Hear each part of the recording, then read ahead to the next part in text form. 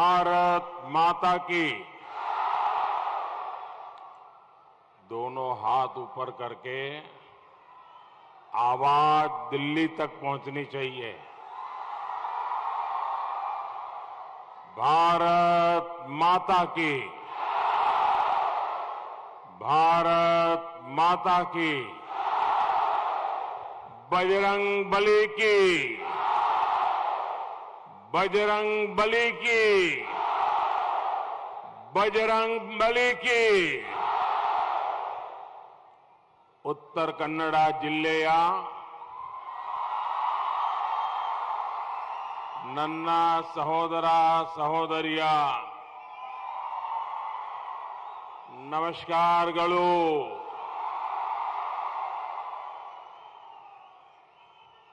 मुझे बताया गया कि आप लोग हिंदी में ही सुनना चाहते हैं।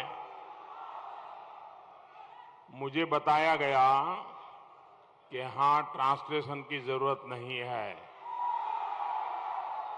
आपका क्या आदेश है? जरा पीछे से आवाज आए, क्या आदेश है? उधर आपका क्या आदेश है? उधर आपका क्या आदेश है? देखिए, हम तो आपके सेवक हैं। आप जो हुक्म करोगे हम मानेंगे। और हमारा कोई रिमोट कंट्रोल नहीं है। हमारा रिमोट कंट्रोल 140 करोड़ हिंदुस्तानी है। आप ही मेरा रिमोट कंट्रोल है। और इसलिए अब आपने आदेश कर दिया तो हम हिंदी में भाषण करेंगे आपके सामने। मंजूर? शाबाश। अंकोला का एक क्षेत्र, उत्तर कन्नड़ा का एक क्षेत्र अपने प्राकृतिक सौंदर्य के लिए मशहूर है। यहां आस्था के भी अनेक बड़े केंद्र हैं। मैं इन आस्था स्थलों का वंदन करता हूं, श्रद्धापूर्वक नमन करता हूं। और अभी प्रहलाद जी बता रहे थे कि 40 साल के बाद कोई प्रधानमंत्री पहली बार यहां आया है।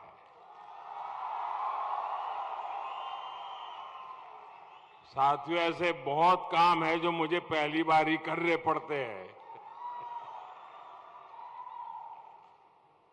कर्नाटका के इस चुनाव में बीजेपी कर्नाटका को देश का नंबर 1 राज्य बनाने के संकल्प के साथ मैदान में है। आप मुझे बताइए, हमें कर्नाटका को नंबर 1 बनाना है। नंबर 1 बनाना है। नंबर 1 बनाना है। कौन बनाएगा? कौन बनाएगा? कौन बनाएगा? कौन बनाएगा? आपका एक वोट बनाएगा।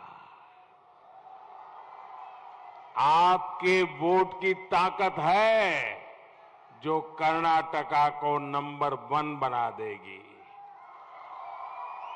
अगर आपने सही जगह पर वोट डाला, कमल के फूल के बटन को दबाया, तो बीजेपी कर्नाटका को नंबर 1 बनाएगी।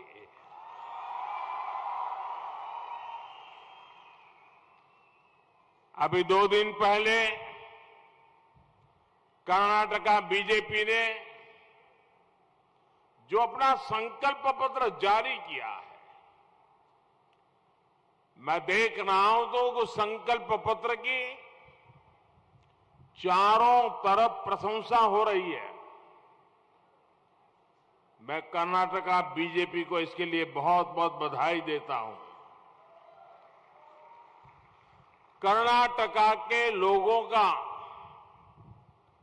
बीजेपी पर यह आशीर्वाद ही हमारी सबसे बड़ी पूंजी है।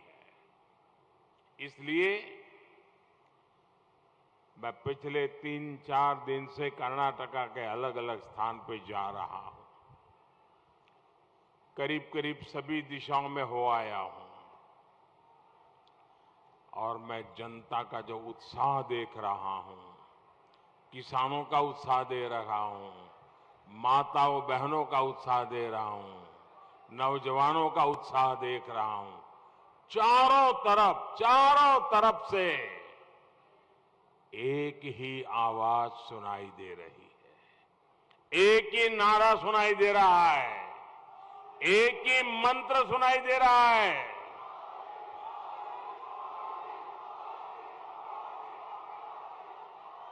चारों तरफ से एक ही मंत्र सुनाई दे रहा है, ई बारिया निर्धारा, ई बारिया निर्धारा, ई बारिया निर्धारा। सहोदर सहोदरियरे, 2018 के चुनाव के बाद पहले येदियुरप्पा जी और फिर बोम्मई जी को यहां डबल इंजन सरकार के विजन को आगे बढ़ाने के लिए सिर्फ 3.5 साल ही मिले थे और 3.5 सालों में शुरू में तो बहुत समय उनका कूड़ा कचरा साफ करने में गया, गड्ढे भरने में गया। डबल इंजन की सरकार ने, कांग्रेस जेडीएस सरकार ने जो कुछ भी नुकसान किया था उसको भरपाई करने में भी उनकी ताकत शुरू में लग गई। सामान्य मानवी का जीवन आसान बनाना हो या फिर आधुनिक इंफ्रास्ट्रक्चर का काम, आज मैं गर्व से कह सकता हूं कर्नाटका में नई गति आई है, तेज गति आई है। आज रोड, रेल से लेकर पोर्ट और एयरपोर्ट तक कर्नाटका में हजारों करोड़ रुपए निवेश किए जा रहे हैं। मैं आपको एक आंकड़ा देना चाहता हूं, याद रखोगे? आवाज आए तो पता चले। जरा हाथ ऊपर कर बताइए, याद रखोगे? पक्का याद रखोगे? घर घर जाके लोगों को बताओगे? कांग्रेस जेडीएस सरकार के समय कर्नाटका में सालाना 30,000 करोड़ रुपए का आसपास विदेश से निवेश आता था। फॉरेन डायरेक्ट इन्वेस्टमेंट 30,000 करोड़ के आसपास आता था। कितना?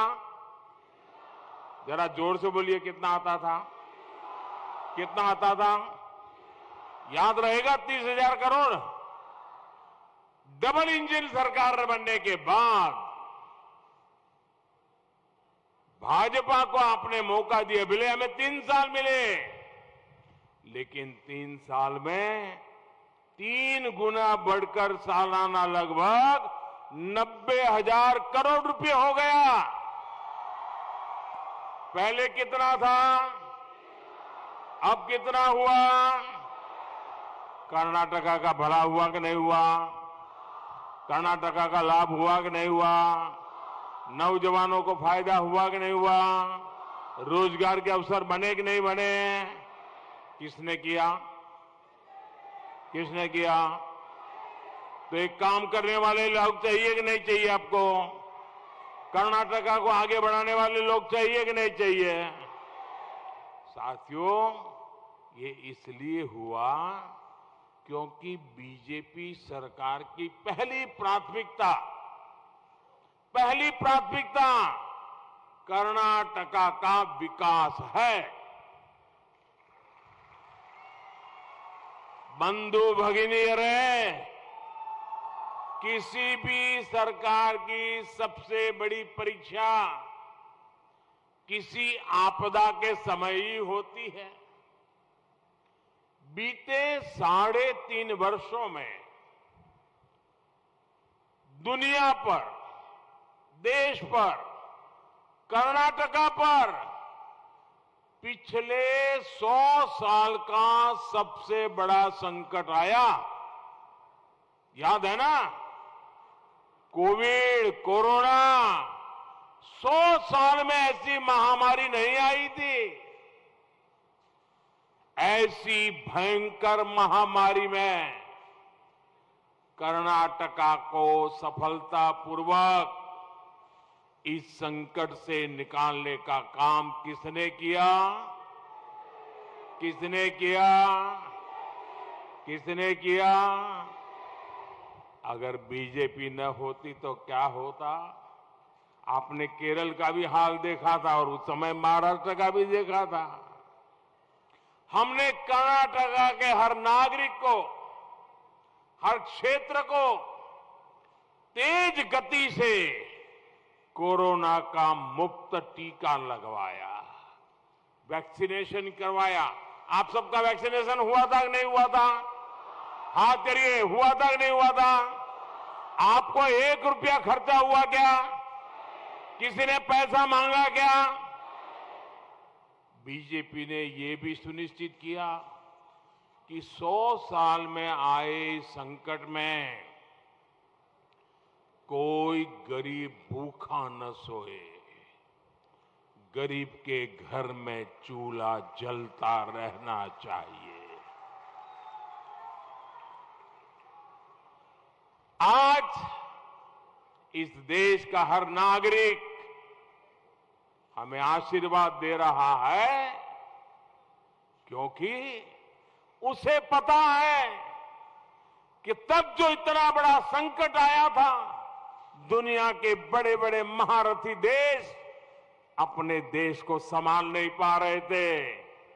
तब दिल्ली में आपका एक ऐसा बेटा बैठा था जो हिंदुस्तान में किसी भी गरीब का, किसी भी गरीब के घर का चूल्हा बुझने नहीं देता था भाइयों। और इसलिए ये माताएं, बहनें, उनके आशीर्वाद मुझे काम करने की ताकत देते थे। मैं अभी मंच पे आ रहा था, 2 माताएं मुझे, बहुत बड़ी आयु की माताएं, वो यहां आकर के मुझे आशीर्वाद दे रही थी। इतना आशीर्वाद दे रही थी, मेरा हृदय भर आया, भावनाओं से भर आया। भाइयों बहनों, हम हर गरीब परिवार को आज भी मुफ्त राशन देते रहते हैं, ताकि गरीब के घर में बच्चा भूखा न सो जाए दोस्तों। और इसी के कारण पूरा कर्नाटका कह रहा है, माताएं बहनें कह रही है, नौजवान कह रहा है, गांव का किसान कह रहा है, ई बारिया निर्धारा, ई बारिया निर्धारा। स्नेहितरे, इस चुनाव में कांग्रेस कैसे वोट मांग रही है?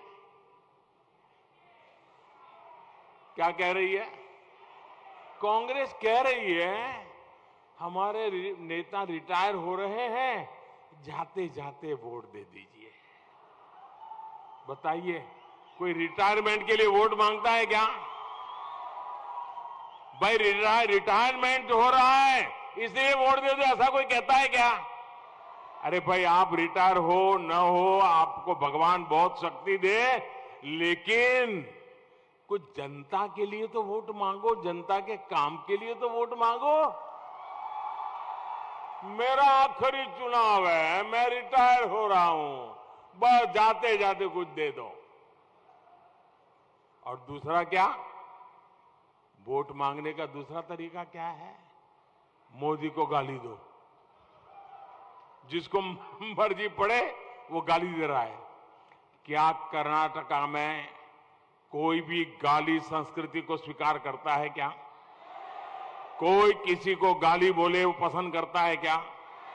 छोटे व्यक्ति को भी कोई गाली बोलेगा तो अच्छा लगता है क्या? क्या कर्नाटक गाली देने वालों को कभी माफ करता है क्या? कभी करता है क्या? इस बार क्या करोगे? क्या करोगे? सजा करोगे? गाली देने वालों को सजा करोगे? बराबर जम करके सजा करोगे? जब पोलिंग बूथ में बटन दबाओ ना, तब जय बजरंगबली बोल करके सजा दे देना इनको। पक्का दोगे ना? देखिए भाइयों, बीजेपी का एक ही लक्ष्य है, कर्नाटका को नंबर 1 राज्य बनाने का। और उसके लिए हमारे पास रोड मैप है, योजना है, दृष्टि है, मेहनत करने की तैयारी है। कांग्रेस अपने दशकों के कुशासन से जन विश्वास खो चुकी है और इसलिए झूठे आरोप और झूठी गारंटी, यही कांग्रेस का एकमात्र सहारा बचा है। जबकि कांग्रेस के पूर्व प्रधानमंत्री ने, याद करिए, कांग्रेस के एक पूर्व प्रधानमंत्री ने क्या कहा था? पब्लिकली कहा था और बाद में कभी डिनाई भी नहीं किया। कांग्रेस के किसी नेता ने भी डिनाई नहीं किया। उन्होंने कहा था, और कांग्रेस के प्रधानमंत्री ने बोली हुई बात बताता हूं मैं।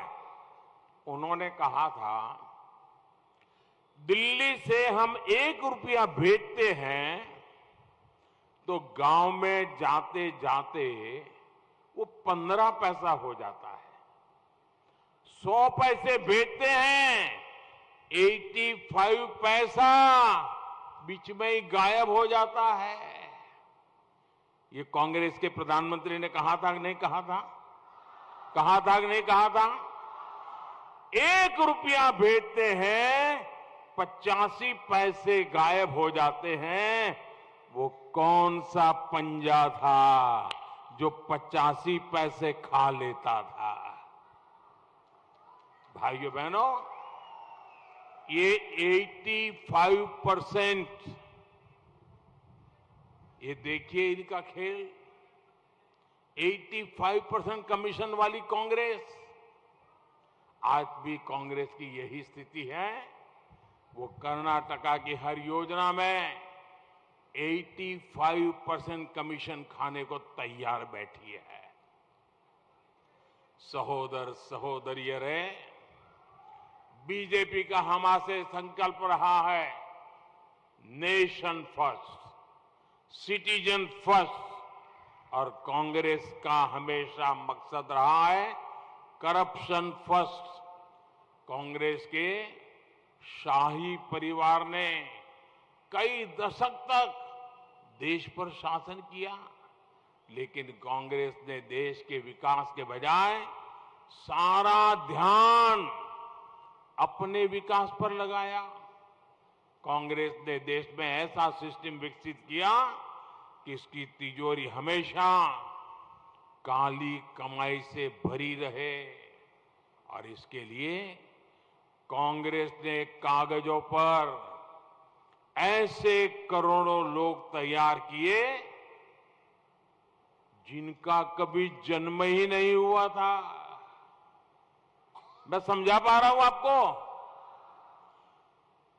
कांग्रेस में अगर कोई विधवा पेंशन है तो ऐसे व्यक्ति को विधवा पेंशन मिलता था जो बच्ची पैदा नहीं हुई, जिसकी शादी नहीं हुई, और वो विधवा हो गई और कांग्रेस के खजाने से पैसा जा रहा है सरकार का। मैं आज देश को, कर्नाटका के लोगों को कांग्रेस के इस नकली बारे में भी बताना चाहता हूं। इस नकली नाम घोटाले का बहुत बड़ा नुकसान कर्नाटका के लोगों को भी हुआ है। बंधु भगिनी रहे, कांग्रेस ने सरकारों के कागजों में ऐसे करोड़ों नकली लोगों के नाम डाल दिए जो कभी जन्मे ही नहीं थे, जिनका कोई अस्तित्व ही नहीं था। ऐसे लोगों के नाम डाल दिए, और इन नकली नामों की संख्या कितनी है आपको चौंक जाएंगे। पूरे देश भर में जो नकली नामों की संख्या है वो कर्नाटका की कुल आबादी से भी ज्यादा है, कर्नाटका की कुल पॉपुलेशन से ज्यादा है। उनके नाम पर हर योजना के पैसे जाते थे। इन नकली नामों पर पैसे भेजे गए और ये पैसा जाता था कांग्रेस के भ्रष्टाचारियों की काली तिजोरी में। कांग्रेस सरकार के दौरान, याद रखोगे आंकड़े फिर से? याद रखोगे? क्या हो जाता है आप लोगों को? गर्मी बहुत है। आंकड़ा याद रखोगे? एक एक आंकड़ा मैं बुलवाऊंगा, बोलोगे? 4 करोड़ 20 लाख नकली नामों को उन्होंने राशन दिया। कितने? दूसरा, 4 करोड़ नकली नामों को उन्होंने गैस की सब्सिडी दी। कितनी?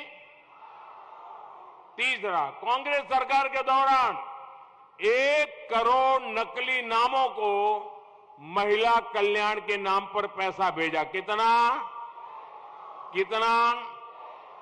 कांग्रेस सरकार के दौरान 30 लाख नकली नामों को, नकली विद्यार्थियों को स्कॉलरशिप भेजी जा रही थी। कितना? जरा जोर से बोलिए, कितना? कांग्रेस ने देश के कोने कोने में करीब करीब 10 करोड़ नकली नाम सरकारी कागजों में डलवा दिए थे। और मैं आपको फिर याद दिलाऊंगा, 10 करोड़ नकली नाम वाले लोग कभी भी उनका जन्म ही नहीं हुआ। पैसे जाते थे। ये कहां जाते होंगे भाई? बताओ, कहां जाते होंगे? ये पैसे कहां जाते होंगे? कहां जाते होंगे? साल दर साल इन नकली नामों के नाम पर कांग्रेस की सरकारें पैसा भेज रही थी, राशन भेज रही थी, और ये जा रहा था कांग्रेस के टॉप से बॉटम तक भ्रष्ट नेताओं की जेब में। सरकार किसी की भी हो, लेकिन कांग्रेस का ये सिस्टम बना रहता था। आप जानते हैं ये कांग्रेस के लोग मोदी पे इतना गुस्सा क्यों करते हैं? मालूम है क्यों करते हैं? ये कांग्रेस के लोग इतना नाराज क्यों है मालूम है? इतनी गाली गलौज क्यों करते हैं पता है? इसका कारण है क्योंकि मैंने इनके बने बनाए जो भ्रष्ट सिस्टम था ना, उसी को कुचल दिया है।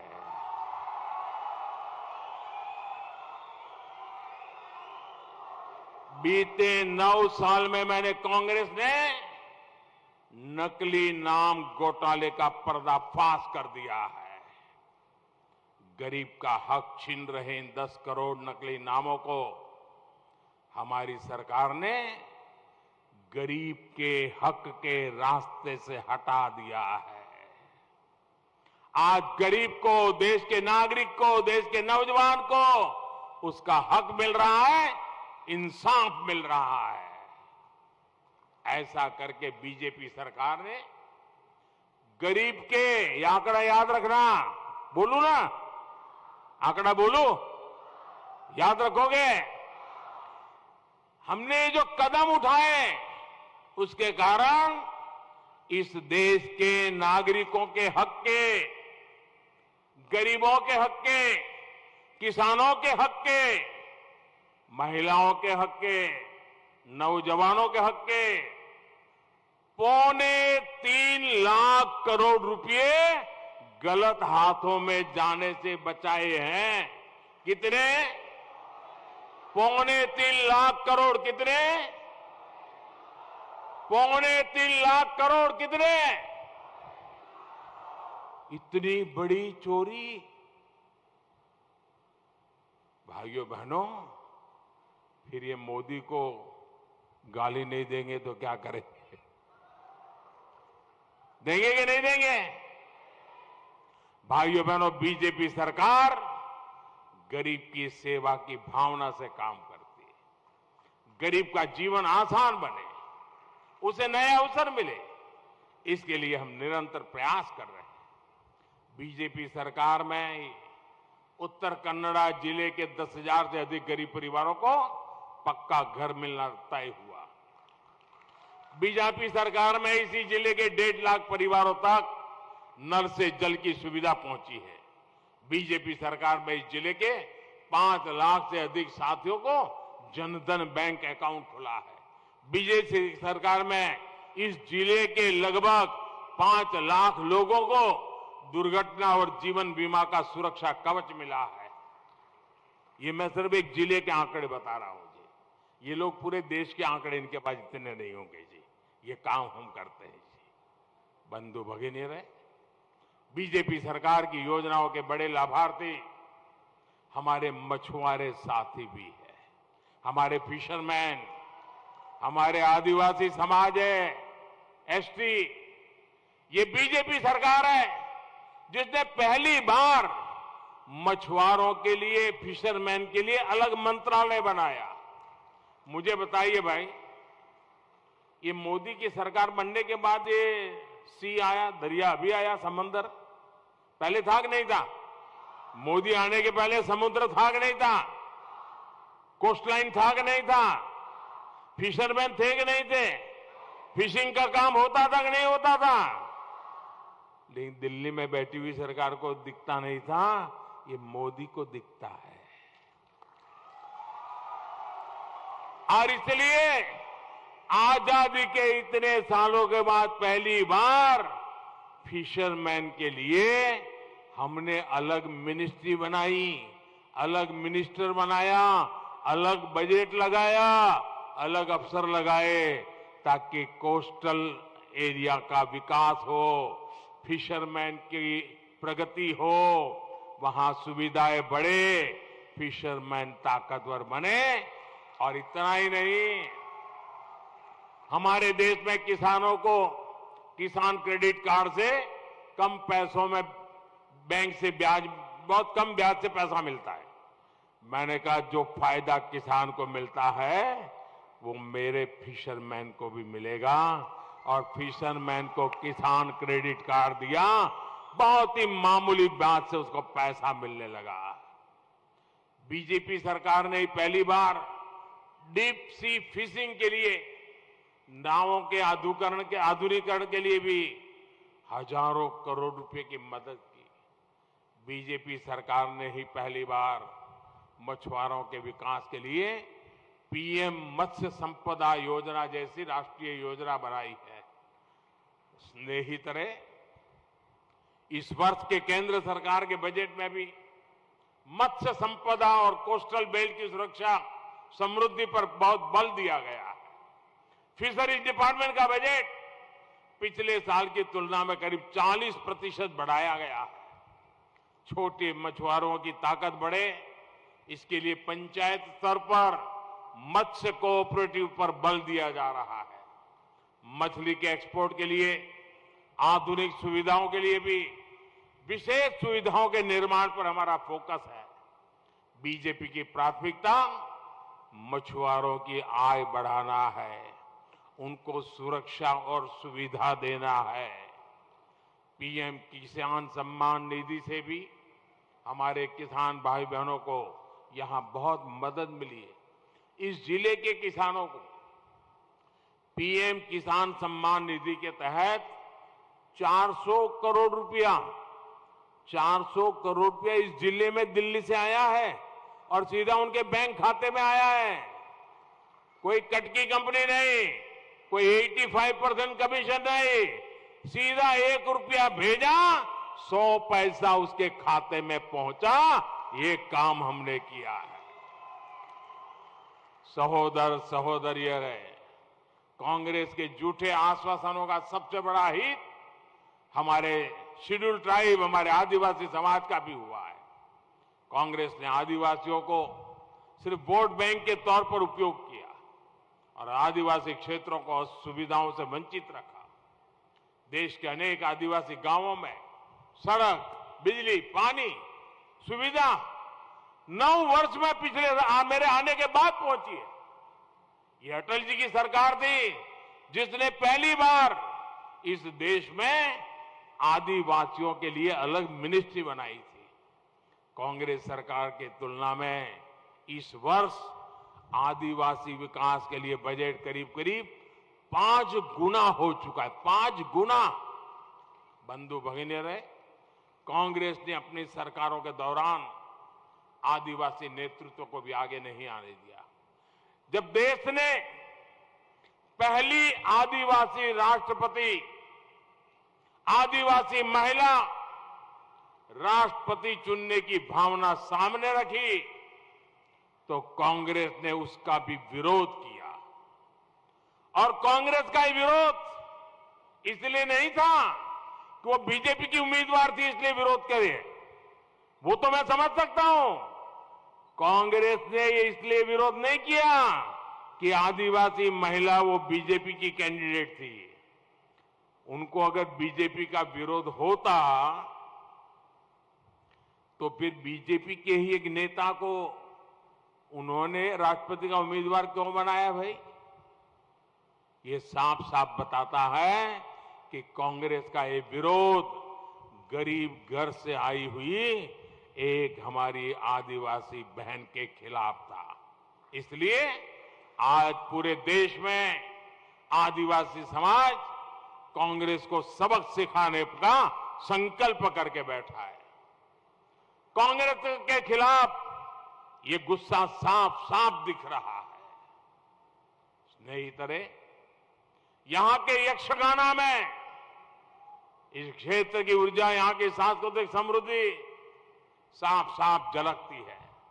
मुझे संतोष है कि यहां की पहचान को, यहां जनजातीय लोक संस्कृति को संरक्षित करने वालों को प्रोत्साहित करने का अवसर हमें मिला है। हालक की स्वर कोकिला सुक्री बोम्बा गौड़ा जी हो या फिर पर्यावरणविद तुलसी गौड़ा जी, इनको बीजेपी सरकार ने पद्म पुरस्कार से सम्मानित करके अपना मान बढ़ाया है। जब दिल्ली में कांग्रेस की सरकार थी तब ऐसे सच्चे हकदारों को बहुत कम ही सम्मान होता था। आज जब कर्नाटका की धरती की ऐसी महान संतानें राष्ट्रपति भवन पहुंचती है तो पूरा देश गर्व से भर जाता है। बीजेपी सरकार ने सिरसी सुपारी को भी जीआई टैग दिलाया है। ये वोकल फॉर लोकल के लिए हमारी प्रतिबद्धता को दर्शाता है। सहोदर सहोदरियों, अब कर्नाटका तेज विकास की पटरी पर चल चुका है। अब इसमें कांग्रेस का रिवर्स गियर नहीं लगना चाहिए। 10 मई तक आपको लगातार जुटे रहना है और एक बात घर घर पहुंचानी है, ई बारिया निर्धारा बहुमतदा बीजेपी सरकारा। इस संकल्प को सशक्त करना है। करोगे? जरा हाथ ऊपर करके बताओ, करोगे? पूरी ताकत से बताओ, करोगे? घर घर जाओगे, मतदाताओं को मिलेंगे, ज्यादा से ज्यादा मतदान कराओगे, पूरी ताकत से कराओगे। अच्छा, मेरा एक काम करोगे? आप ठंडे पड़ गए। मेरा काम करोगे? जरा जोर से बोलो, करोगे? मेरा पर्सनल काम है, करोगे? ये मोदी का पर्सनल काम है, करना पड़ेगा, करोगे? अच्छा, अगर आप करने वाले हैं तो जरा अपना मोबाइल फोन निकाल करके उसकी फ्लैश लाइट चालू करो जरा। मैं देखो किस कोने से आवाज लाइट दिखती है, सब दूर दिखाइए मुझे। आप अपने अपने मोबाइल फोन की फ्लैश लाइट चालू करिए। मेरा काम करोगे? करोगे? मैं काम बताऊं? मैं आपको काम बताऊं? काम बताऊं आपको? देखिए, घर घर जाना है, जाकर के मतदाताओं को हाथ जोड़ करके कहना था कि मोदी जी अंकोला आए थे, क्या कहोगे? और मोदी जी अंकोला आकर के आपको उन्होंने प्रणाम भेजा है, नमस्कार कहा है। इतना मेरा संदेशा घर घर बता दोगे? पक्का बता दोगे? जब घर घर जाकर के आप ये मेरा संदेश देंगे तो सब माताएं, बहनें, बुजुर्ग मुझे आशीर्वाद देंगे, उससे मुझे एक नई ऊर्जा मिलेगी, नई ताकत मिलेगी, और उससे मैं और ताकत से आपकी सेवा करूंगा, कर्नाटका को नंबर 1 बना के रहूंगा।